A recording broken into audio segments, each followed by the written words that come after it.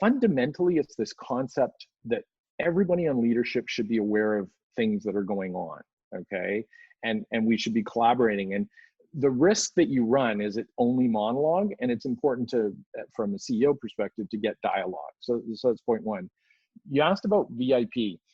One of the things I needed to help with consistency of the meeting so that people could expect is some structure around what they're going to present. And the victories, insights, and puzzles was just something I came up with, which helped everybody talk about their functional area with some type of structure. I'm up to, I think, 5 or 6 slides of structure now.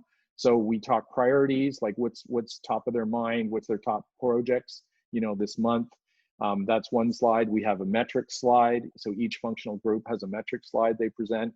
But what that does is it's just so you're not all scattergraph presenting in different ways in different forms. There's this victory, insights, and puzzles. There's, there's your strategy. We remind, I believe there's a role for every executive, but particularly CEO, become chief reminder role. So you're always reminding people what your strategy is. You're always reminding people kind of what your priorities are. And yeah, so that kind of gives you, and I think victories are celebrations. Insights is I want everybody to be thinking about what's going on in their business. And puzzles is a polite way of putting there are always problems in a company. Puzzles are fun to solve. And so puzzles are a way of articulating these are the issues we're running into and how can we work together to solve them, and puzzles are fun. It's a very interesting approach, and I wonder how much of it is a function of the scale that you're operating at. So this conceptually, this concept of actually having a different theme for every week of your staff meeting is very interesting.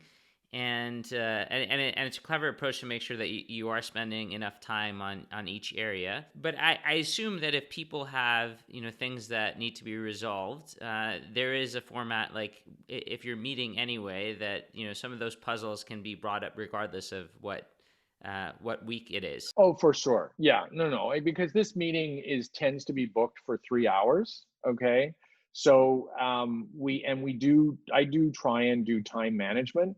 But to your point, obviously hot issues can bounce the agenda priority, okay? So if you suddenly have a really critical customer in a really hot situation and that needs to be dealt with, that can be kicked right to the front of the agenda. And is everybody doing, does everybody understand? Do we know what we're doing? Do we know who the quarterback is? All that sort of thing. So of course you can adapt to the dynamics, but if the business is running operationally well, which in general, even at modest size, right? A great business is a business that has no surprises. Okay, that may sound counterintuitive, but a well-run business understands what's happening before it happens and then just executes on it. Now, there is always chaos, okay, from customer chaos to employee chaos to so on. But in general, notwithstanding COVID, you start to get into understanding how your business is going, and having those thematic allows your teams, your functional teams, to plan. Hey, we're going to announce this. We're going to share this with the company. We're going to do a big presentation. So as an example, we hired a new chief product officer. He, was 4 weeks in, and he wanted to do kind of a presentation. I said, that's great. Your first week's coming up, beginning of June. So you can, and he needed more time than he was allocated. And I said, nope, you got it. You want an hour? You've got an hour. And we just adjusted the agenda.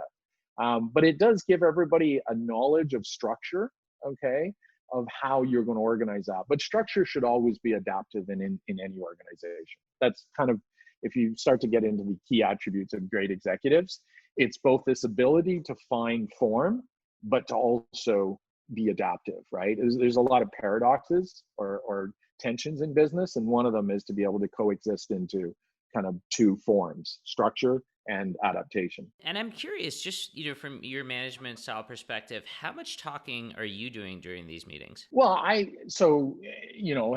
and that's a perception issue as well. So you should ask my leadership. Okay, so the agenda. So I have a slot. Okay. I sometimes, not always now, I sometimes will open up for the first 15, 20 minutes.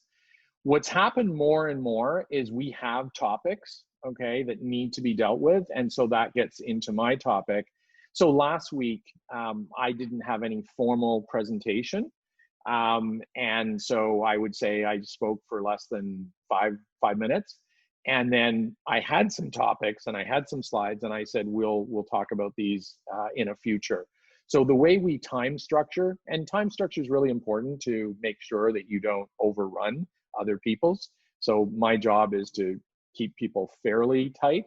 So I would say on average, in a 3-hour meeting, probably less than 15 minutes, the CEO's talking. You know, these meetings are very much for monologue of other functions and dialogue of all functions. And so, you know, obviously I weigh in when we're talking about things, but they're certainly not CEO dominated at all.